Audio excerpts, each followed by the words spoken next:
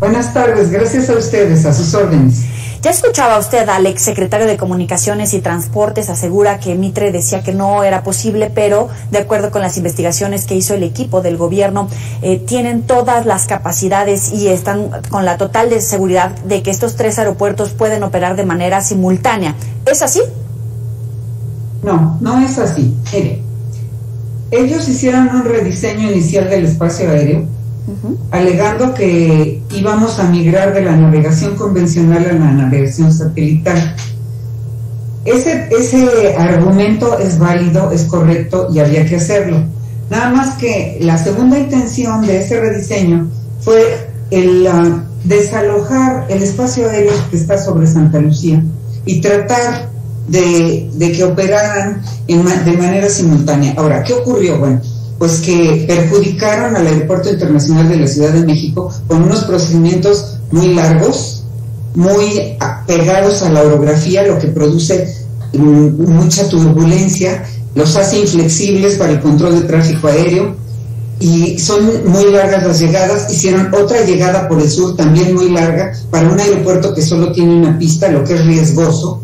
O sea, en una sola pista tú tienes que tener tu secuencia de aproximación desde muy lejos, pero un solo avión detrás del otro. No deben ir 2 porque no hay 2 pistas, hay una. Bueno, todo este año se ha estado denunciando las irregularidades en las que incurrieron al diseñar ese rediseño de espacio aéreo. Y eso que no había un solo avión en Santa Lucía. Ahora, Santa Lucía y el AICM, ¿por qué no hay compatibilidad? Pues no hay compatibilidad porque comparten el mismo espacio aéreo, porque las llegadas y salidas coinciden en distintos puntos geográficos, de tal manera que la operación simultánea será posible hasta cierto punto. O sea, ahorita no hay preocupación porque pues Santa Lucía tiene nada más 8 operaciones, pero conforme vaya incrementándose, va a tener que haber una operación condicionada. Eso significa que hay que demorar los vuelos de un aeropuerto para operar el otro y luego al revés. Ahora, el diseño anterior, el que teníamos hace más de 2 años, estaba perfectamente certificado y era eficaz para manejar hasta 440,000 operaciones al año. Este sistema del Felipe Ángeles junto con el AICM va a terminar en la misma cifra, nada más que entre 2 aeropuertos y en una operación de un espacio aéreo sumamente complejo. Y Mitre nunca desdijo su decisión. La última vez que el gobierno de México solicitó el estudio de Mitre fue en el 2018. Y ahí, en ese documento se acredita que no se recomienda que haya un aeropuerto civil donde está la base militar de Santa Lucía. Y aparte, ese sitio tenía pues sus inconvenientes naturales, como son obstrucciones alrededor del aeropuerto, como es la niebla, como es el mismo mal tiempo, pero la cuestión aquí es que los 2 aeropuertos comparten el mismo espacio aéreo y que no van a ser compatibles a máxima capacidad. Tendrá que hacerse adecuaciones paulatinas de acuerdo al volumen de operaciones.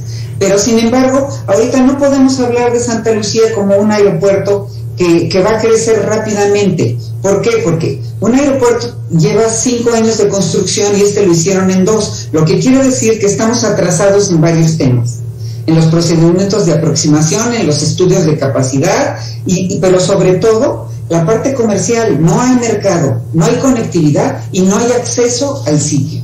Entonces eso va a ocasionar que en el caso de que haya la decisión de meter operaciones ahí, eso va a tardar hasta que se resuelvan estos problemas. En el tema del mercadeo, ¿se está obligando a las líneas aéreas a operar desde la IFA para hacerlo productivo, para que tenga algún sentido? ¿Se puede leer como una presión a las aerolíneas? Si lleva 5 años, vamos a observar que en los 3 años que falta de gobierno, la insistencia o la presión puede ser más fuerte para las aerolíneas mexicanas, pero también para las extranjeras. Ya lo están haciendo. Bueno, las extranjeras no las pueden presionar porque simplemente ellos estudian y dicen yo ahí no voy y no hay manera de presionarlas. El problema son nuestras aerolíneas nacionales, que tienen los mejores slots en el Aeropuerto Internacional de la Ciudad de México y que ese puede ser el mecanismo de presión. De hecho, ya se han visto varios intentos según esto, reducir la capacidad del Aeropuerto Internacional de la Ciudad de México para que las aerolíneas se vean obligadas a ir a Santa Lucía. Pero yo sé de buena fuente que si eso ocurre, si los presionan, van a buscar otros mercados, no Santa Lucía, porque tienen muy claro que ahí no es su mercado.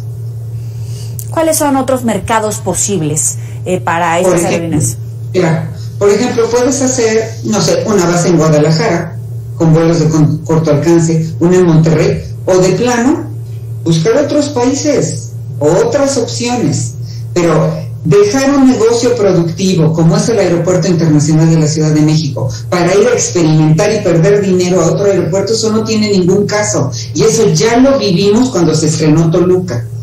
Toluca también tenía ciertos inconvenientes, sobre todo la elevación y el mal tiempo, las condiciones meteorológicas, lo que obligaba a los usuarios a manejar pesos reducidos. O sea que aunque sea una aeronave grande, no podía despegar de Toluca con el peso total. Entonces eso hace que no haya negocio. El negocio de Toluca pues eran rutas cortas, aviones pequeños, pero resultó muy exitoso para que estuviera ahí la aviación ejecutiva y la aviación gubernamental. Ahora es el mismo caso. Mientras ellos no vean la ventaja de tener un negocio en ese lugar, no se van a mover de aquí. Y si los obligan a fuerza, pues se irán a otro lado, o el mercado acabará reduciéndose, lo que me parece gravísimo, porque lo que va a ocurrir es que, como la demanda sigue allí, los boletos van a escasear y van a ser sumamente costosos. Y al final de la historia, el que paga todo es el pasajero. Hay muchos estudios que revelan el riesgo alto de colisión entre aeronaves en el Aeropuerto Internacional Benito Juárez. ¿Nos podría abundar al respecto, explicarnos con peras y manzanas ese riesgo que se vive en el Benito Juárez por la saturación, que en este momento no sé si se puede haber incrementado precisamente por esta capacidad para que operen de manera simultánea, si se va a reducir ese riesgo o por el contrario puede acrecentarse? El riesgo no se va a reducir porque el riesgo se presentó desde que hicieron el rediseño y no había un solo avión en Santa Lucía. Entonces, ¿qué pasa con este rediseño? Bueno, que hicieron rutas muy largas, mayor tiempo de uso del avión, mayor consumo de combustible, hicieron unas llegadas muy largas, hicieron dos tipos de llegadas, lo que no es conveniente en un aeropuerto que tiene solamente una pista. Antiguamente, ¿qué se hacía? Bueno, pues todo este movimiento de aviones y rumbos y ajustes de velocidad se hacía en la parte norte del Valle de México, de tal forma que los aviones ya llegaban a la aproximación, ahí en este lugar que se llama San Mateo, ya en una configuración determinada para el aterrizaje, donde producía menos ruido, donde ya estaban separados y donde eran mínimos los ajustes que el control de tráfico aéreo le pedía a las aeronaves.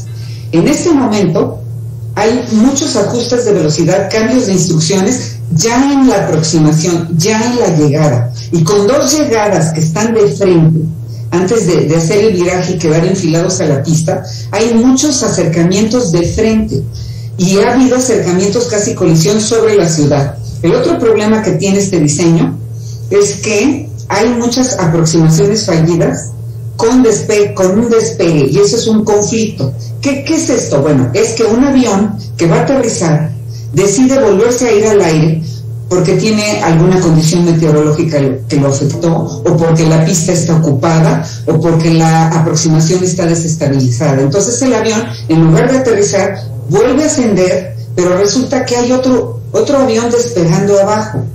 Ese tipo de acercamientos son muy riesgosos, se ha detectado que el rediseño los provoca y no hemos visto ninguna voluntad de cambiar las cosas que se diseñaron mal.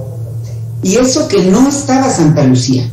Entonces, pues ahora con 8 operaciones, pues la situación es la misma, pero sí se tendría que mejorar el rediseño para poder evitar incidentes. Ahora, hay otros factores que están contribuyendo a los accidentes, no es solo el rediseño, también es la falta de controladores capacitados o controladores con poca experiencia y que están teniendo jornadas muy largas y que eso está ocasionando un problema de fatiga. O sea, paralelo a los problemas técnicos que tenemos con esta situación del espacio aéreo, está el laboral, que debe ser atendido.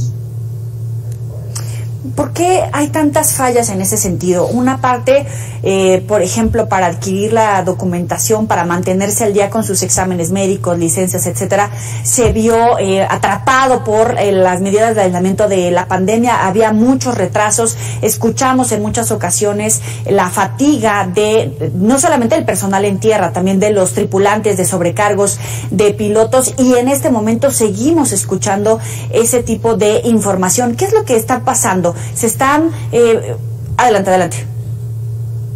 Hay una violación de las reglas que están escritas. O sea, las jornadas de los pilotos, las jornadas de los controladores están especificadas en documentos y son muy claras. Y la verdad es que hay abusos de las reglas. De unos años para acá ha habido nuevos funcionarios que sienten que las reglas no son para ellos y que pueden cambiar los criterios con los que se hacen las cosas de un día para otro. En el caso de los controladores, que es donde me consta, se están violando todas las reglas que respetan las jornadas y también la capacitación. La capacitación está siendo muy deficiente. Quieren que la gente en una aplicación aprendan procedimientos y después les piden que hagan un examen que ya tiene las respuestas. Esa no es la manera de evaluar si la gente está calificada o no para hacer un trabajo. Entonces, urge tomar con seriedad todos estos temas y pensar que si queremos resolver los problemas de la demanda aeronáutica en el Valle de México, tenemos que componer todas esas fallas que se están presentando. Para concluir, el presidente decía en la mañana que tenía confianza, fe de obtener nuevamente la calificación de México. ¿Se ve cerca ese escenario?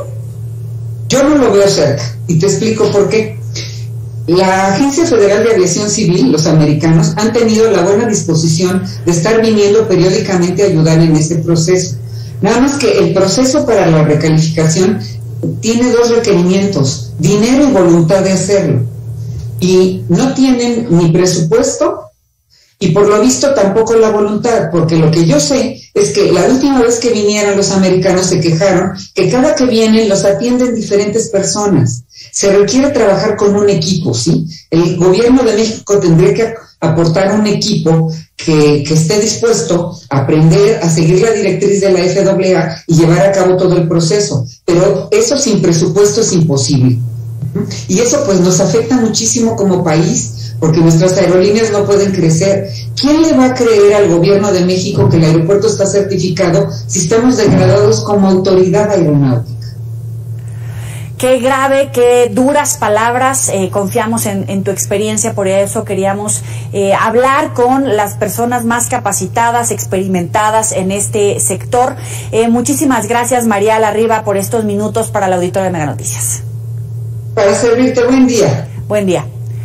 Usted sabe que puede recuperar estas y otras entrevistas en los próximos espacios informativos. Vamos a terminar de observar las declaraciones que hizo el exsecretario de Comunicaciones y Transportes en México.